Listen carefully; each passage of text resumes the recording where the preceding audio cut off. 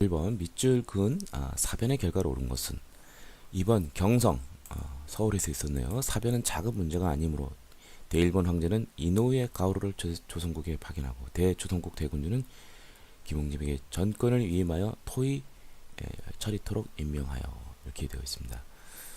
그러면 이제 그 일본하고 관련된 일본이 이제 피해를 입은 그런 내용을 알 수 있어요. 이번에 피해를 입은 일본이 유가족과 부상자. 일본이 피해를 입은 개항기 때의 주요 사건은 바로 이모군란과 갑신정변이 있습니다. 근데 이제 이모군란 때에는 별기군의 교관인 죽고 뭐 그 정도 일본 공사관이 습격되고 이 정도인데 여기서는 여러 사람이 좀 나온 걸로 알 수 있어요. 상인들이 화물의 훼손 양상을 보상하게 뭐 이런 말도 있는 걸 통해서 볼 때, 그 다음에 또 하나는 일본인 공간을 신축해야 된다. 이게 바로 결정적인 것이죠. 일본 공사관을 신축하는 것과 관련된 바로 그러한 것이 바로 한성조약인데, 이 한성조약이 바로 갑신정변하고 관련되어 있습니다. 이때 이제 일본인 공사관 신축 비용, 그리고 또 하나는 이제 그 배상금 피해 손해본.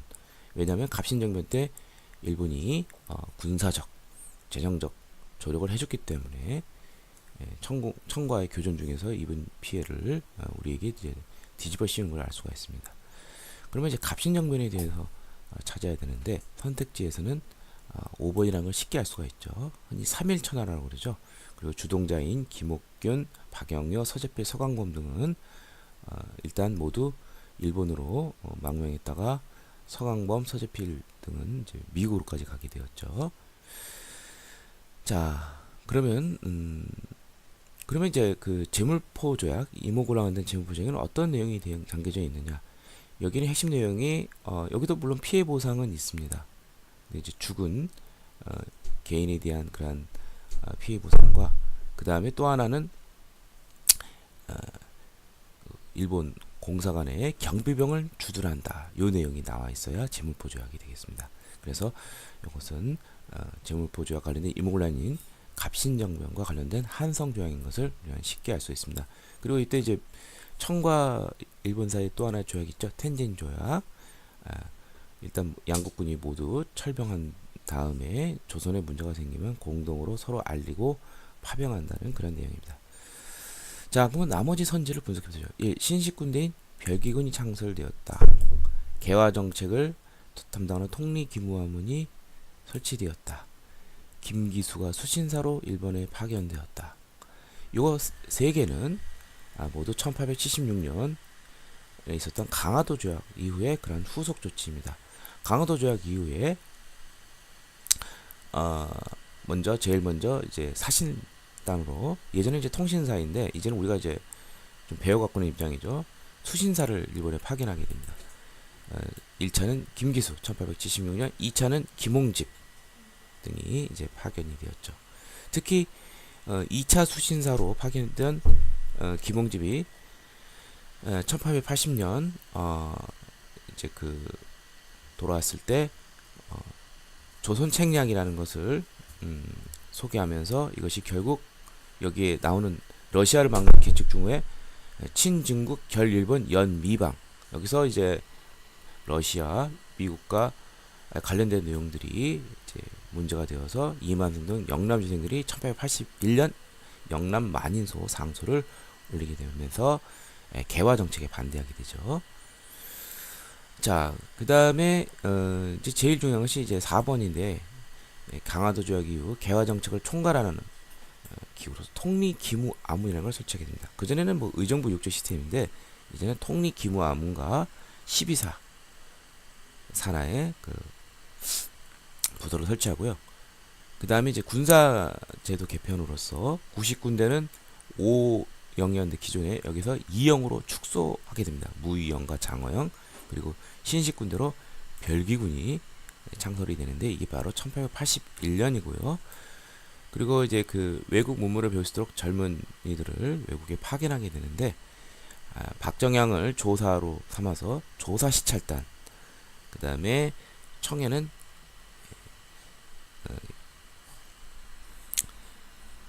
영선사라는 걸 보내게 되죠. 예. 김윤식을 단장으로 해서 이 두 가지를 좀 잘 알아두시길 바랍니다.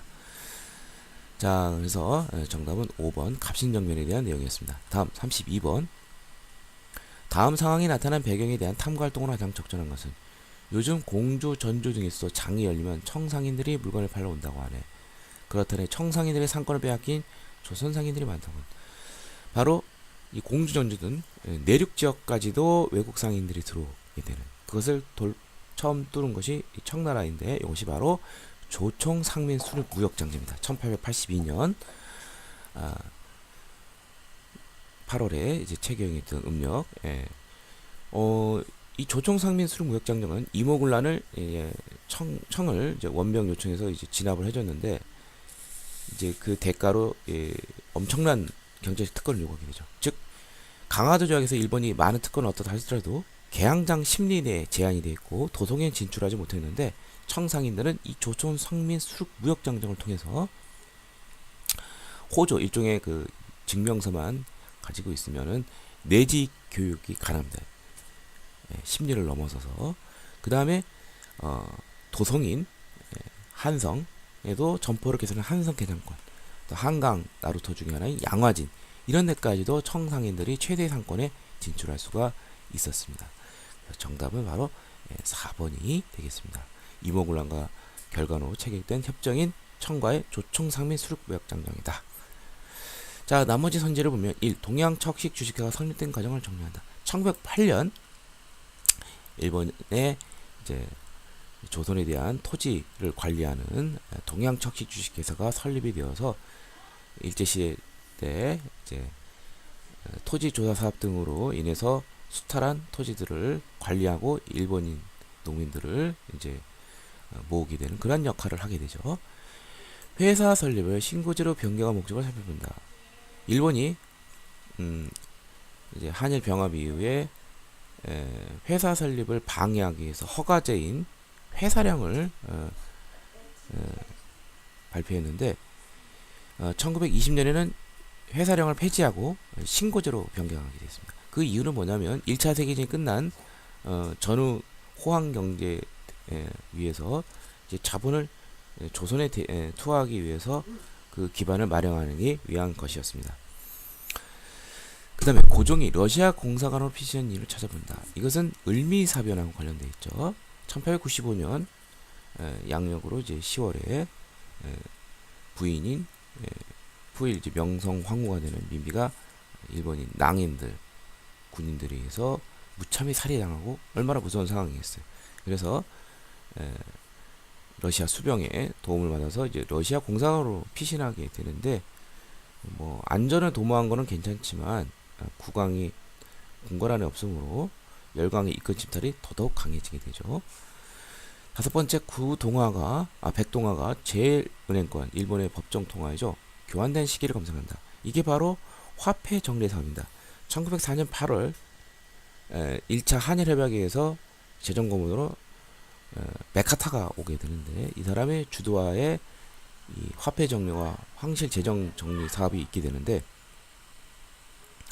당시 우리나라에서 가장 폭넓게 유통되던 백동화를 무용지물로 만들고 일본 법정화폐인 제일은행권으로 이제 교환되면서 이거 우리나라 화폐를 가진 사람들은 쫄딱 망하게 되죠. 그래서 우리나라 상인들이 많이 무너지게 되었습니다.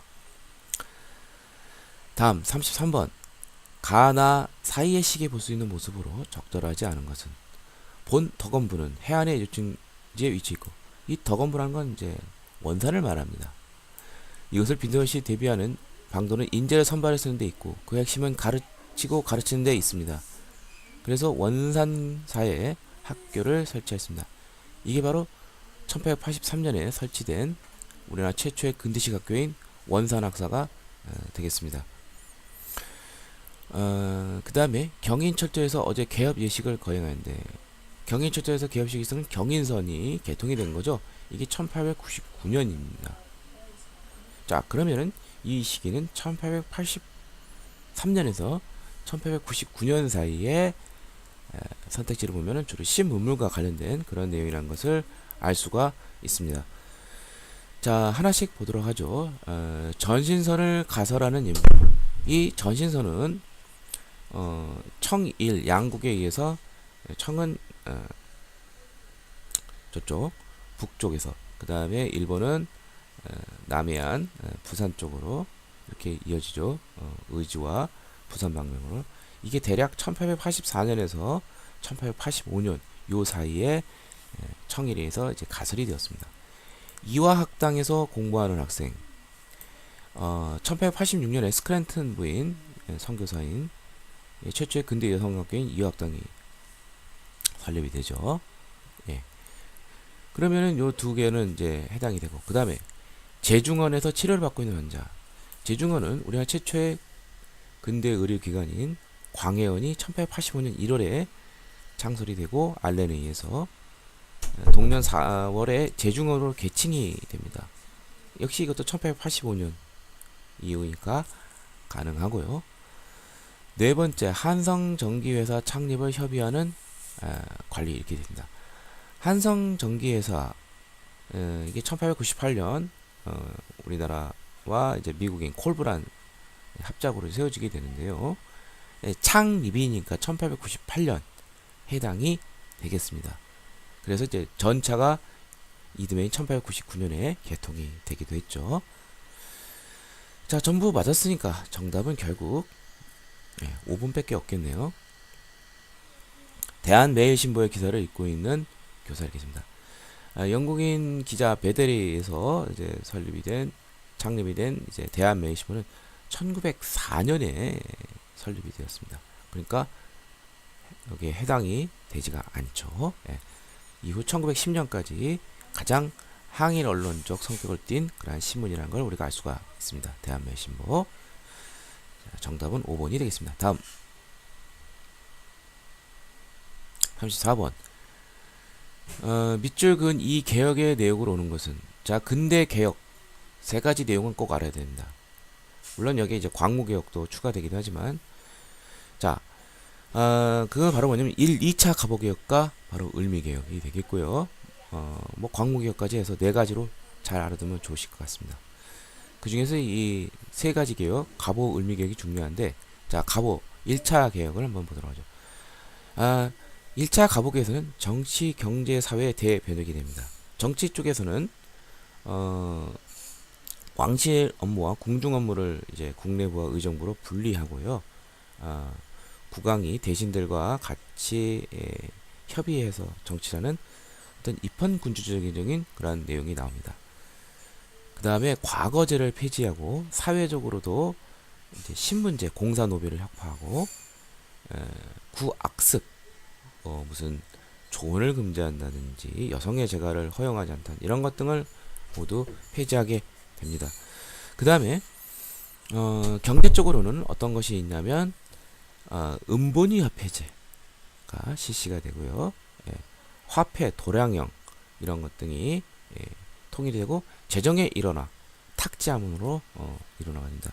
참고로 정치제도 시스템에서 6조에서 이제 그 8아문으로 이제 개편이 되죠. 자, 그 다음에 정치, 경제, 사회 이렇게 살펴봤고요. 이것이 이제 1차 갑오 기준 내용. 2차 갑오 개혁은 중앙 정치가 아닌 지방 통치제도, 그 다음에 사법제도, 교육, 군사제도의 개편이 있었다, 이렇게 됩니다. 즉 뭐냐면 지방제도에 있어서 8도에서 23부로 개편이 되고, 그 다음에 이제 기존에는 지방관이 사법관, 재판까지 같이 했는데 이거를 분리를 시킵니다. 재판소를 설치하고, 그 다음에 교육에 있어서 교육 입국이란 말이 나오게 됩니다. 교육만이 나라를 세울 수 있다, 살릴 수 있다. 여기에 대한 조서를 2차 갑오개혁 기간인 1895년 2월에 발표하면서 여러 관립학교들이 서게 되는 계기가 됩니다. 그래서 정답은 이제 5번이 되겠고요. 이때 대표적인 한성사범학교라든지 한성중학교, 그 다음에 소학교, 이러한 관제 등이 이제 마련되게 되었습니다. 그래서 정답은 5번이 되겠고요. 그 다음에 이제 을미개혁 때는 단발령, 종도법 실시, 뭐 시시콜콜한 게 많아요. 우편제도 실시라든지, 그 다음에 이제 군사제도로서 중앙의 친위대, 지방의 진위대 이런 것 등이 이제 설치가 되었습니다. 그 다음에 광무 개혁 때는 핵심적인 것이 황제가 직접 군권과 재정을 장악하려고 노력을 했었어요. 그래서 이 재정 장악을 해서 가장 중요한 것이 이제 세금을 걷는 것인데, 가장 확실한 것이 토지세죠. 그래서 토지를 확실히 조사를 하게 됩니다. 양전 사업 실시하고, 그 다음에 더 나아가서 근대적인 토지 소유 관계를 보여주는 지계라는 것을 발견합니다. 각각 1898년 양지함과 1901년 지계함을 통해서 러시아전까지 이런 작업이 있게 되었고, 또 하나는 군권 장악을 위해서 원수부를 설치해서 황제가 직접 군권을 통할하게 했습니다. 이게 바로 이제 이 두 개가 광무개혁 관련된 내용이 되겠습니다. 자, 그럼 나머지는 어떻게 되느냐? 이번에 상해사인 대동상해 장통상해를 설립하였다. 자, 아까 나왔던 1882년 음력 8월, 이때 이제 조총상민수로 무역정이 체결이 되면서 외국인들의 이제 상권 침탈이 심해집니다. 여기에 대항하기 위해서 기존에 우리의 좀 부유한 상인, 객주, 여각, 보부상들이 자본을 모아서 이런 상회사, 아직 주식회사까지 가긴 힘들고 상회사를 설립을 하겠는데, 1883년에 대동상해와 장통상해 등이 설립이 되었습니다. 그러니까 해당이 안 되죠. 그 다음에 근대식 무기제도 기술을 도입을 해 영선사를 파견했다. 청에 파견한 아까 나왔죠. 조사 시찰단 일본에 1881년에, 그 다음에 같은 해 청에는 김윤식을 영선사로 해서 젊은이들을 가서 중국 천진에 있는 무기공장 시찰을 하게 돼서 이제 견습까지 시켰는데 여비가 떨어져서 빨리 돌아오게 됐습니다.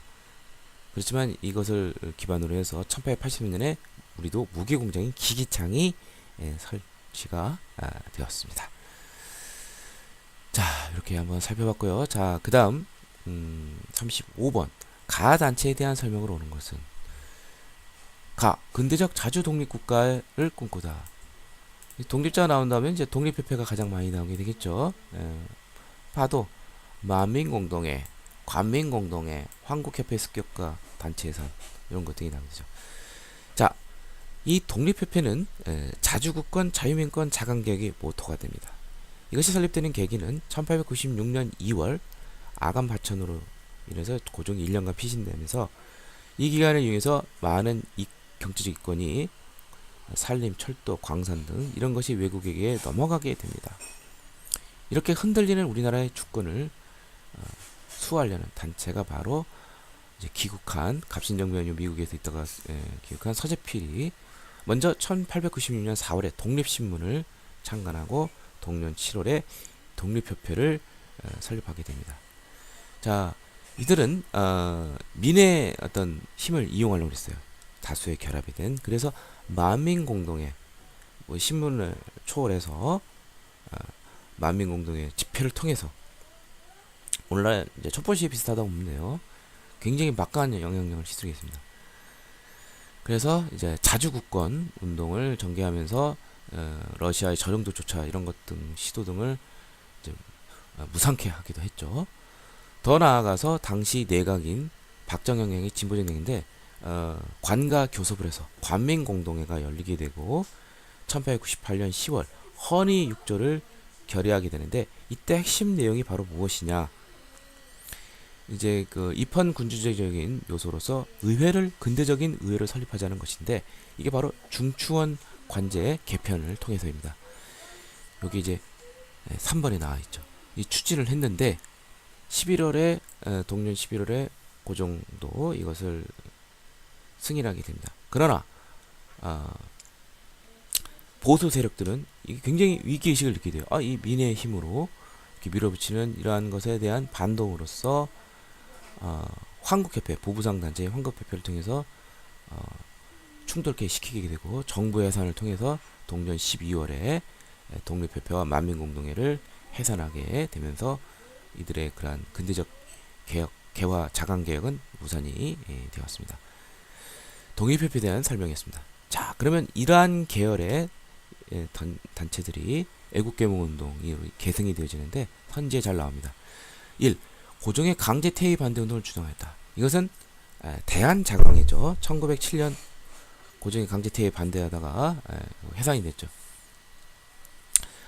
애국개몽운동은 이제 회사 설립이라든지 교육, 학교 설립 이런 것 등을 통해서 힘을 기르자는 그런 운동인데 대표적인 자강 부르짖는 그러한 단체였습니다. 대한자강회가 해산된 이유가 되겠고요. 그 다음에 일제 황무지 개간권 요구를 제시시켰다. 일제가 황무지 개간을 빌미로 우리나라의 토지를 침탈하려고 하자 최초의 애국구명단체인 보안회가 1904년 결성이 되어서 농강회사 설립 등을 이유로 이제 투쟁을 해서 저지시켰습니다. 그리고 바로 또 보안회도 이제 해산이 되었죠. 그 다음에 태극서관을 설립하여 계몽서정을 보급하였다. 이거는 바로 최대 애국계몽 단체인 비밀결사체인 신민회에 대한 설명입니다. 신민회는 산업 진흥을 위해서 자기회사라든지 서적과 관련된 태극서관 이런 것 등을 이제 설립을 하게 되고요. 그 다음에 교육적으로는 이승훈의 오산학교, 안창호의 대성학교 등을 설립하게 되었고, 이런 것이 핵심 내용이 되겠고요. 그 다음에 5번에 보면 한일관계 사례적으로 변증하고 독립신문을 발행하였다. 이건 대한민국 시정부이죠. 자, 다음 36번. 가에 대한 설명으로 오는 것은 왕산 허위, 의병장 이렇게 되어 있습니다. 허위는 이인영과 함께 1907년 정미의병 때 유명한 13도의 의병을 다 모아서 단숨으로 서울을 진공한 서울진공작전을 추진했던 핵심 인물 중 한 명입니다. 아쉽게도 총대장 이인영이 당시 부친상환을 당하면서 불효는 불충이다 하면서 3년상 뒤에 다시 나오겠다 하고 모든 전권을 군사장인 허위에게 맡겼습니다. 허위는 이 13도 창의군을 이끌고 이제 도성 근처까지 진출했지만 오늘날 뭐 신설동 근처죠. 거기 왕산도라는 게 있는데 이번에 호를단 일본과 교전하다가 결국 패하면서 실패하게 되었습니다. 여기 이제 나와 있죠. 군사적인 허위는 경기도 양평에서 일본에게 체포되어 서대문에서 순가했다. 이 13도 창의군이 바로 양평 쪽에서 이제 출발해서 이제 시작이 되었는데 이게 오늘날 이제 양주 쪽이 되죠. 양주모. 그래서 서울 진공 작전과 관련이 있습니다. 그래서 이인영 허위 등은 이제 정의의병 때 대표적인 사람이고요. 이제 의병이라든지 항일 의병 투쟁이 이제 선지로 이제 나와 있습니다.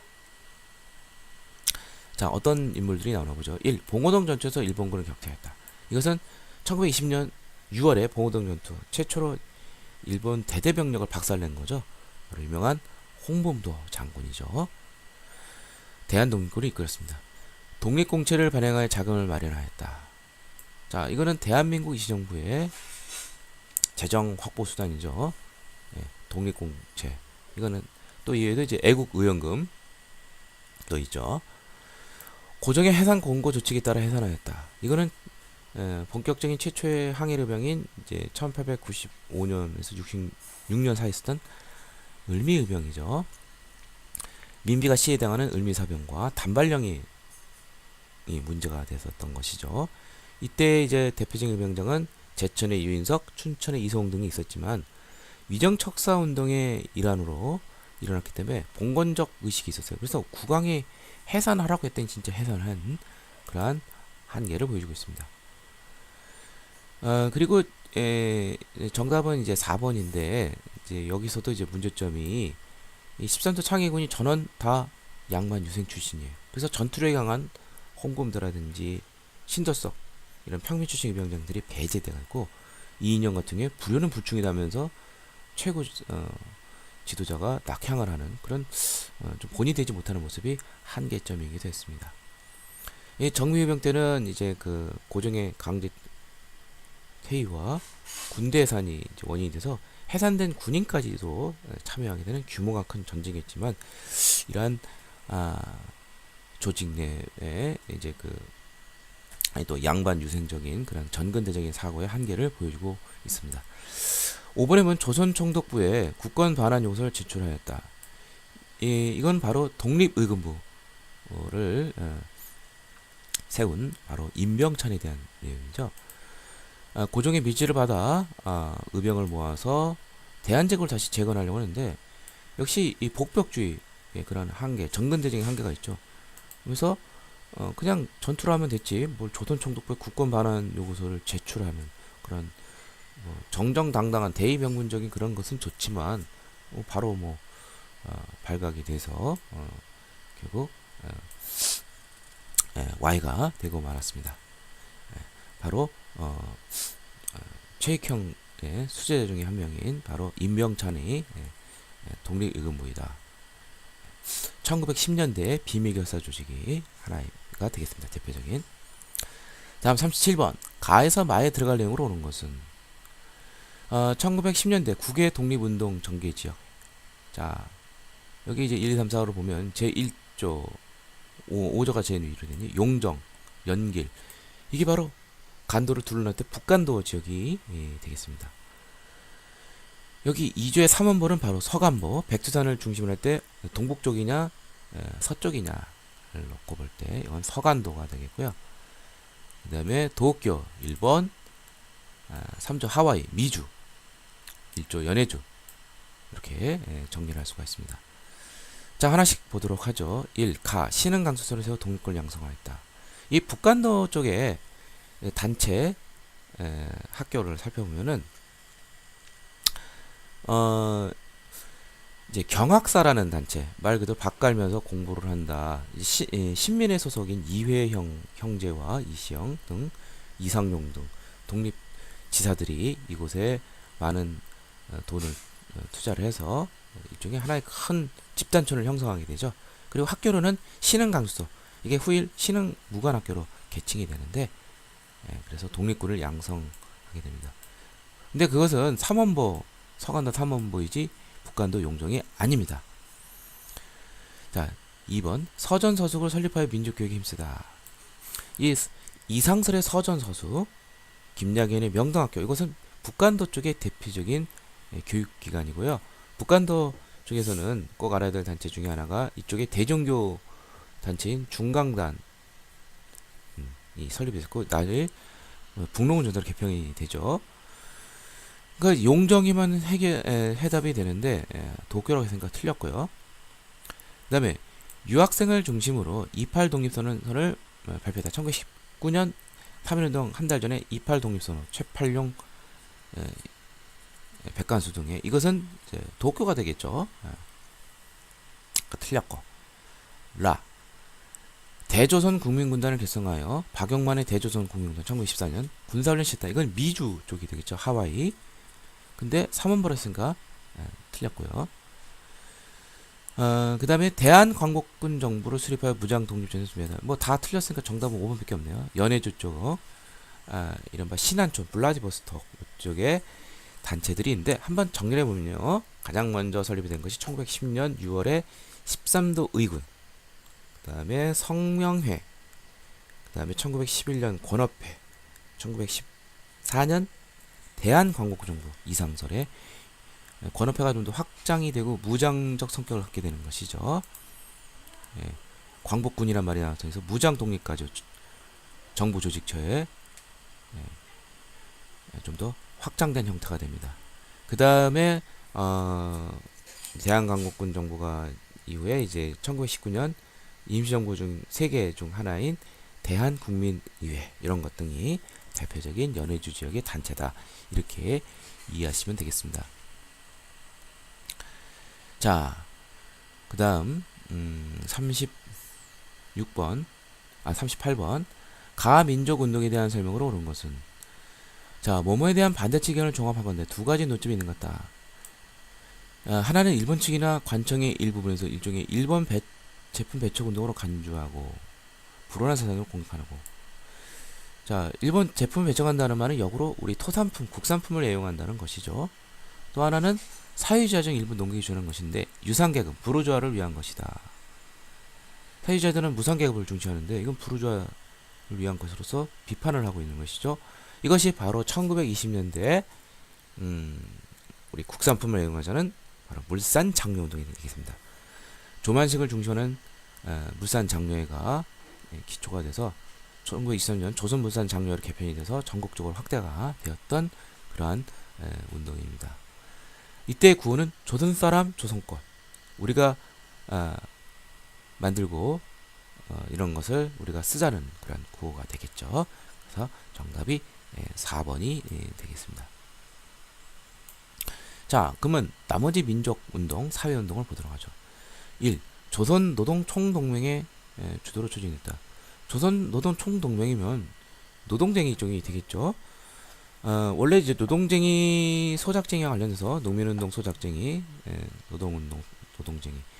처음에는 이제 대규모적인 합동 조직인 조선노농총동맹이라는 게 1924년에 개성이 됐는데 이것이 1927년 각각 노동총동맹과 농민총동맹으로 분화되면서 좀 더 성격을 분명히 하면서 가열찬 투쟁을 하게 되었습니다. 근데 물산장려운동은 이거하고 전혀 관련이 없죠. 이건 이제 사회주의 계열이 되겠지만 이건 우파 쪽에서 실력 양성 운동이 되죠. 물산장려운동은 진주에서 시작이 되어 전국을 했습니다. 이것은 1923년 조선형평사를 중시하는 형평운동, 공평한 저울처럼 공평하게 대우해달라, 백정들의 어떤 신분 개선 투쟁이 되겠죠. 관련이 없고요. 국민의 성금을 모아 국채, 나라가 진 빚을 갚자. 이건 1907년 구한말에 쓰던 국채보상운동이 되고 처음에는 김강제 서상동의 대구에서의 광문에서 시작이 돼서 전국적인 조직인 국채보상 기성회를 통해서 확산이 되었습니다. 그 다음에 농민단체를 결성하여 소득장애인을 장려했다. 이런 것은 우파 쪽의 실력 양성 운동이 아니죠. 노동쟁이, 소작쟁이는 약간 사회주의적인 영향을 받은 그런 사회운동이라고 보면 되겠습니다. 39번. 다음 잡지가 발간되던 기간에 있었던 사실로 옳은 것은? 이제 조심할 것이 발간되던 기간이에요. 뭐 창간된 그 해를 물어보는 것이 아니라 어린이라는 잡지이고 당연히 이제 어린이 하면 생각나는 게 방정환, 천도그 소년회가 있는데 여기에 이제 그 잡지인 어린이라는 잡지입니다. 천도계 소년회가 창립이 되고 어린이날 제정 이것이 1923년에 있었어요. 그러니까 1923년 이후에 그러한 사실을 고르면 되겠습니다. 그러니까 정확하게 모르더라도 1920년대만 아니면 대부분 답이 아니라는 걸 쉽게 알 수 있습니다. 자, 하나씩 보도록 하죠. 박은식, 또 그 외 최남선 등이 우리의 고전, 조선의 고전 등을 정리한 조선강문회가 조직된 건 1910년입니다. 그러니까 1923년 이전이 되겠으니까 해당이 안 되고요. 안국선이 신소설 금수회력을 집필했다. 자, 신소설이 나온 것은 이제 그 대략 최초의 신소설이 이제 혈연우, 이인직의 혈연우가 1906년이고 이어서 안국선의 금수회의로 뭐 이런 것 등이 나오는 것이 바로 대략 뭐 한일병합 전후 이렇게 보니까 역시 이것도 해당이 되지가 않겠습니다. 나훈규가 제작한 영화 아리랑이 처음 개봉했다. 이 나훈규 아리랑과 동양척식 주식회사 나석주의 폭탄 투척 1926년 이거는 많이 나오니까 꼭 알아두셔야 할 연도가 되겠습니다. 그러니까 1923년 이후니까 이거는 해당이 되겠습니다. 그래서 정답은 3번이 되겠고요. 국내 최초의 서양식 극장이 원각선이었다. 이건 1908년이 되겠죠. 주식행위 국문연구소 한글연구 1907년이죠. 학부 내 정부 학부 내에 설립이 됐죠. 지석연과 함께. 그러니까 전부 다 거의 한일 병합 이전인 1900년 또는 1910년 그 전후의 시기인데 요것만이 1920년대 아리랑이 1926년에 개봉이 되었기 때문에 1923년 창간된 어린이 잡지 뭐 언제 폐간됐는지 잘 모르겠어요. 뭐 조금은 같겠죠. 이것이 가장 답이 될 수밖에 없습니다. 다음 40번 밑줄 그은 이 운동에 대한 설명을 한 것은 이것은 안동에 있는 항해국에서 권호서 선생이 기적비다. 권호서는 사회주의 진영의 중심으로 순종 인산을 기로 삼아 천도교인과 사회주의를 함께 준비한 이 운동 바로 뭐죠? 3.1운동 이후에 대규모 만세운동의 하나인 60만세운동이 되겠습니다. 자, 60만세 운동은 1926년 바로 바로 우파와 좌파가 같이 하자는 민족 유일당 운동하고 관련이 되어 있는 것이죠. 그래서 이것이 모토가 돼서 그 이듬해에 신간회가 좌우학자 단체로 설립이 되죠. 따라서 이 가능성을 보여준 것이 바로 60만세인데 학생들 쪽은 계속 밀어붙였지만 그 사회주의 계열은 발각이 돼서 추진되지는 못했지만 둘이 같이 의논하고 여기에 또 이제 천도교도 같이 합류하기도 했습니다. 그래서 정답이 4번이 되겠습니다. 그럼 나머지 운동 이런 것들을 보도록 하죠. 1. 치안유지법이 제정되는 결과를 가져왔다. 치안유지법이 제정된 게 1925년인데 그러면 해당이 안 되죠. 1926년. 물론 이제 치안유지법에 의해서 사회주의라든지 천황제 부인하는 그런 운동 다 이 치안유지법이 제정되는 계기가 바로 사회주의와 또 여러 항일 독립투쟁 이런 걸 동시에 탄압하기 위한 것입니다. 백정에 대한 사회적 철폐를 목적으로 하였다. 이건 형평운동인데 아까 선지에도 나왔죠. 1923년 진주에서 시작이 된 관련이었고요. 일제가 이른바 문화통치를 실시하는 배경이 된 것은 바로 3.1운동이 되겠죠. 그 다음에 배우자 가르치자 다 함께 부나로트 농촌 속으로 구호를 외쳤다. 이것이 바로 1930년대 초반에 쓰던 농촌 계몽운동인 동아일보사를 중심으로 한 농촌 계몽운동이죠. 이와 함께 같이 따라다닌 것이 조선일보의 문자 보급운동이 있었는데 이것이 바로 당시 낙후된 농촌지역 계몽운동이라는 것을 우리가 알 수 있습니다. 자, 60만세 운동, 좌우합작 성격의 민족유일당 운동 계기가 됐고 이것이 후에 신간의 창설까지도 이어진다. 꼭 정리해 두시길 바랍니다.